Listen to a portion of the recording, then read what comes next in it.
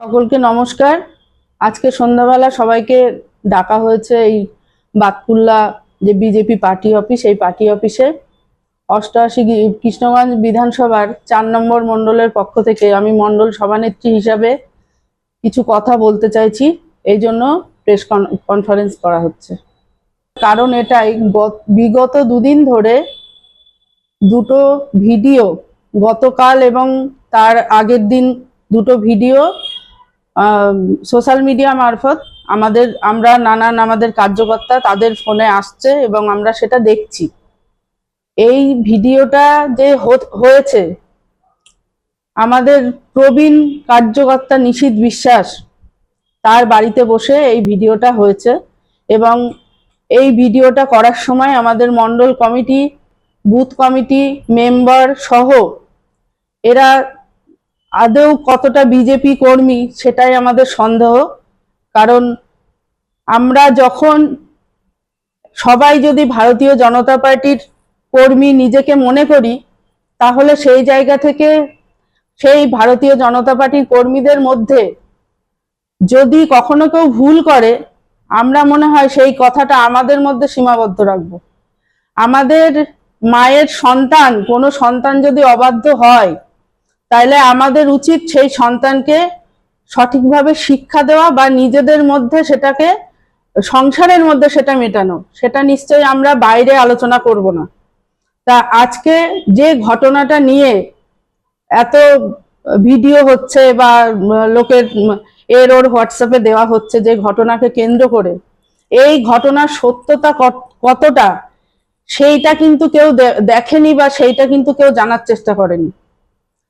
এই ঘটনাটাকে নিয়ে যেভাবে সাজিয়ে গুছিয়ে একটা মিথ্যা কথা বলা হয়েছে, সাজানো হয়েছে, সেই ঘটনাটাকে সুন্দরভাবে মিডিয়া হোয়াটসঅ্যাপে শেয়ার করা হয়েছে, নানান গ্রুপে নানান লোকের মাধ্যমে এটা শেয়ার হচ্ছে। আবার তার পরপরই গতকালকেও আর একটা ভিডিও শেয়ার হয়েছে। আমি একটা জিনিস দেখছি যে এই পার্টি ক্ষমতায় আসার পর কিছু অবৈধ কাজকর্ম, যেগুলো আমাদের তার প্রতিবাদ করছে, কিন্তু প্রতিবাদ করতে যে হচ্ছে কি, আমাদেরই কিছু ছদ্মবেশী বিজেপি আছে, তারা তাদেরকে সাপোর্ট দিচ্ছে। তারা বেশ সুন্দর করে আলিঙ্গন করে তাদের কোলে তুলে নিচ্ছে। নেওয়াতে কি হচ্ছে, সেই যে যারা অবৈধ কাজকর্ম করছে, তারা সেই জায়গাটা, তারা সাহসটা বেশি পাচ্ছে এবং পেয়ে কি করছে, সেই জিনিসটাকে কাজে লাগাচ্ছে, একদম সুযোগে সদ্ব্যবহার করছে। যাদের কাছে যে পৌঁছচ্ছে, তারা আমাদেরই পার্টির একটা দল, তারা সেই বিষয়টা নিয়ে কোনো সত্যতা যাচাই নয়, কোনো আমাদের সাথে কথা বলা বা জিজ্ঞাসা করার দরকার নেই।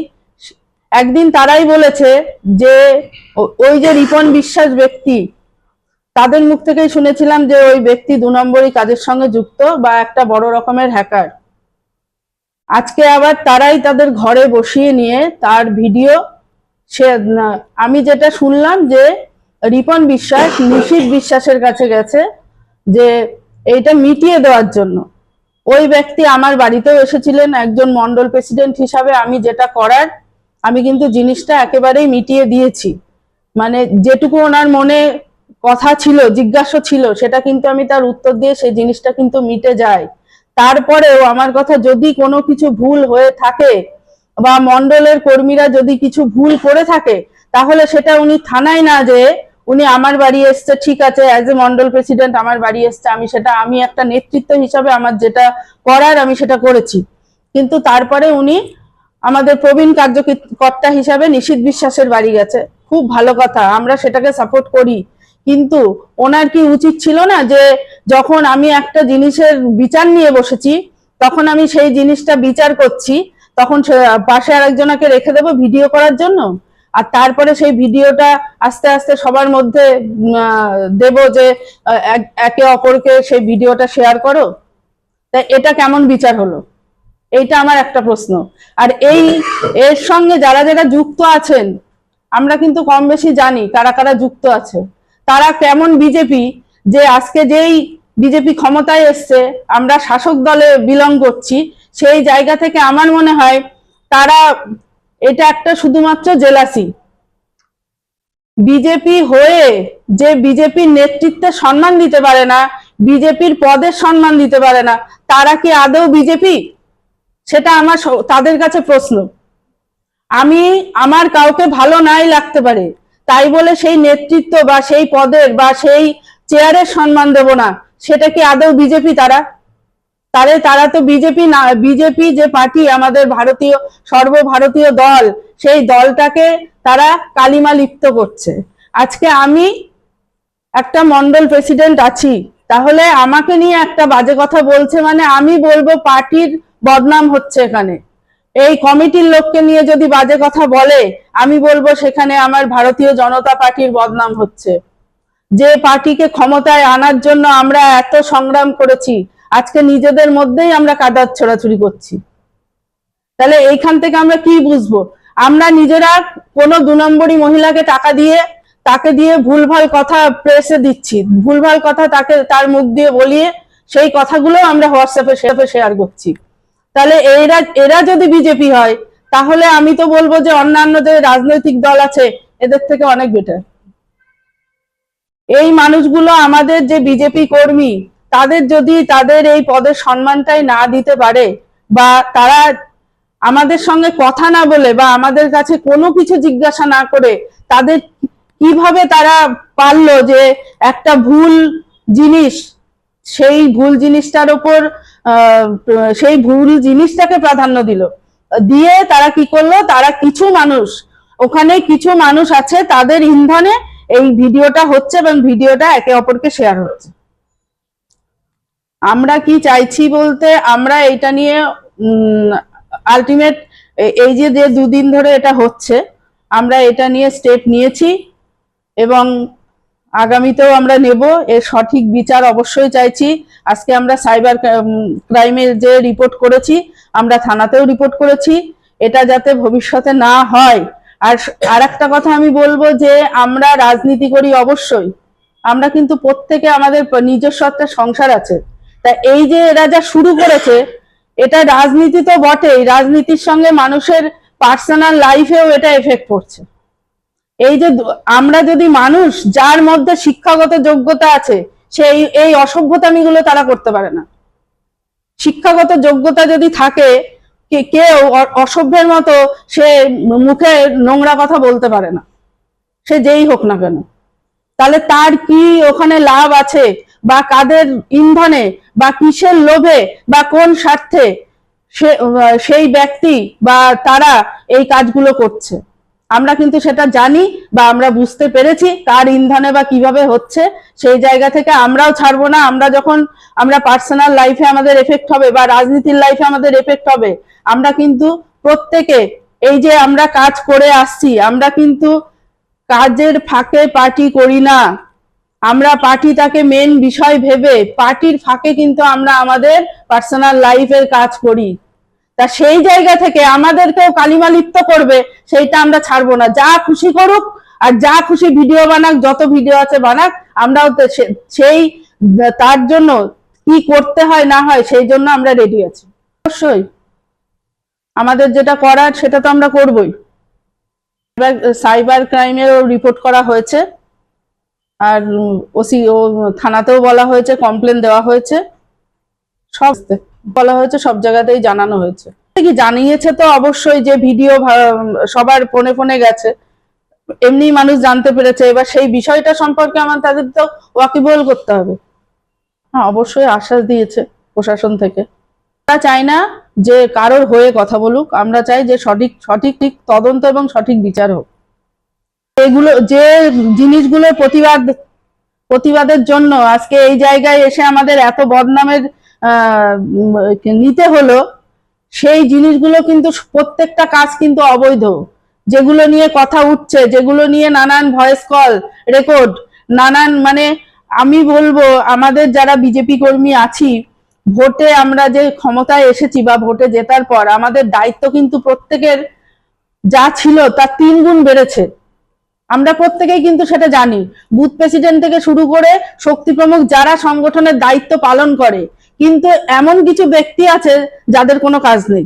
তারা কি করে, তার ভিডিও সেটা লোককে বলবে বা কাকে নিয়ে ভিডিও বানাবে, তাদের টেন্ডেন্সি মন্ডলকে কিভাবে কালিমালিপ্ত করবে। আজকে মন্ডলকে কালিমালিপ্ত যে করছে, আলটিমেট কি হচ্ছে, সেও তো বিজেপিটাই করে। যদি সে বিজেপি করে তাহলে তারও তো বোঝা উচিত যে সেই বদনামটা আমারও হচ্ছে, যেহেতু আমিও এই বিজেপি পার্টির সঙ্গেই যুক্ত। তা আজকে আমি তৃণমূলের লোকের কাছে এই ভিডিওটা শেয়ার করছি। আমি একটা বিজেপি হয়ে তৃণমূলের লোকের কাছে ওই ভিডিওটা শেয়ার করছি। তাহলে সে কতটা বিজেপি ভক্ত যে সে তৃণমূলের লোকের কাছে ভিডিওটা শেয়ার করছে, কি বোঝাতে চাইছে? যে অন্য রাজনৈতিক দলকে বোঝাতে চাইছে যে আমাদের মধ্যে কোনো মানে এতটাই ভাঙন আছে যে আমরা যখন তখন যা খুশি করতে পারি, আমরা টাকার জন্য বিক্রিও হয়ে যেতে পারি, আমরা টাকার জন্য আমাদের যেটা আসনও বিক্রি করে দিতে পারি, আমরা টাকার জন্য আমাদের ঘরের বৌদি সবার চাকরিও হয়ে যেতে পারে আমাদের, তারপরে অনেক কিছুই হতে পারে। আমাদের কাছেও যে কারোর তথ্য নেই এটা কিন্তু নয়। যারা এইগুলো করছে প্রত্যেকের তথ্য কিন্তু আমাদের কাছে আছে, কিন্তু আমরা মানুষকে সম্মান দিতে জানি। আমরা জানি যে তাদের নামে যখনই বলবো কারোর নামে কিছু, সেটা আমাদের কাছে খারাপ হবে, কারণ তারাও কিন্তু আমরা জানতাম এতদিন যে তারাও আমাদের বিজেপিরই কর্মী, কিন্তু এখন মনে হচ্ছে তারা কেউ বিজেপির নয়। তারা বিজেপির বাইরে যদি কোনো পার্টি থাকে তারা সেই পার্টির। অবশ্যই এগোবো, আমার কারোর পেছনে লাগতে যায়নি, কেউ যদি লাগে তাকে ছাড়বো না, মোট কথা না। কদিন আগে আমার বাড়ির সামনে আমার মন্ডল কমিটির মিটিং হলো, সেখানে দুইজনার গোষ্ঠী দ্বন্দ্ব যেটা বলে, আমার বাড়ির সামনে চেঁচামেচি হলো। এবার যেভাবে চেঁচামেচি হয়েছে, আমি একটা মহিলা হিসাবে অবশ্যই পারতাম সেটা নিয়ে কমপ্লেন করতে। যারা চেঁচামেচি করেছে আমি দেখেছি, বা তাদেরকে থামিয়েছি, তাদেরকে চুপ করতে বলেছি, যেহেতু আমার বাড়ির সামনে হচ্ছে এই ঘটনাটা, নিজেদের মধ্যে ঝামেলা হচ্ছে, ওখানে অনেক লোক জড়ো হয়েছে এবং শুনছে। একটা মীমাংসা করতে যে সেখানে যদি আমি 50 জন লোক নিয়ে আসি, তাহলে কি বুঝবো যে সেটা সে মীমাংসা করতে আসেনি, সেখানে সে গন্ডগোল করতে এসেছে। তাহলে সেখানে একটা বাড়ির সামনে এইটুকুনি ভদ্রতা বোধ নেই যে সেখানে আমি একটা বিষয় মীমাংসা করতে এসেছি, সামান্যতম শৃঙ্খলতা বজায় রাখা, সেখানে চেঁচামেচি করছে। তা আমি একটা মহিলা হিসাবে নেতৃত্ব বাদ দিলাম, আমি একটা মহিলা হিসাবে তো পারতামই যে তাদের নামে যারা চেঁচামেচি করছিল কমপ্লেন করতে, কিন্তু আজকে সেই জায়গা থেকে আমার নেতৃত্বর বিবেকে আমার বাঁধলো যে তারাও তো বিজেপিটা করে। তাদের মধ্যেও কিছু লোক, বেশিরভাগই তৃণমূল ছিল অবশ্য, নতুন আসা, আর কিছু লোক ছিল তারাও বিজেপিটা করে। তা আমি যদি তাদের নামে কমপ্লেন করতে যাই, তাহলে লোকে কি বলবে যে বিজেপির নেত্রী হয়ে আবার বিজেপির লোকের নামে কমপ্লেন করছে, তাহলে এদের মধ্যে কোনো কিছুরই অ্যাডজাস্টমেন্ট নেই। সেই জায়গা থেকে কিন্তু আমি পিছিয়ে আসলাম। তাহলে এই যে যারা করছে তারা কি করছে, তারা সব নিজেদেরকে অনেক প্রবীণ রাজনীতিবিদ মনে করে, এক একজন বড় গণ্যমান্য জ্ঞানী ব্যক্তি, তাদের কাছে আমরা অতি নগণ্য। সেই জ্ঞানী ব্যক্তিদের মাথার বুদ্ধিতে কি কুলোচ্ছে আমি জানি না, তারা এইগুলো করে নিজেকে অনেক বড় নেতা হয়তো আগামীতে হবে তারা। তা ঠিক আছে, তারা যদি সেই জায়গায় যায়, আমরাও সেই দিনের অপেক্ষায় বসে আছি। আমার নাম শম্পা মালাকার বিশ্বাস, 88 কৃষ্ণগঞ্জ বিধানসভার 4 নম্বর মন্ডলের সভানেত্রী।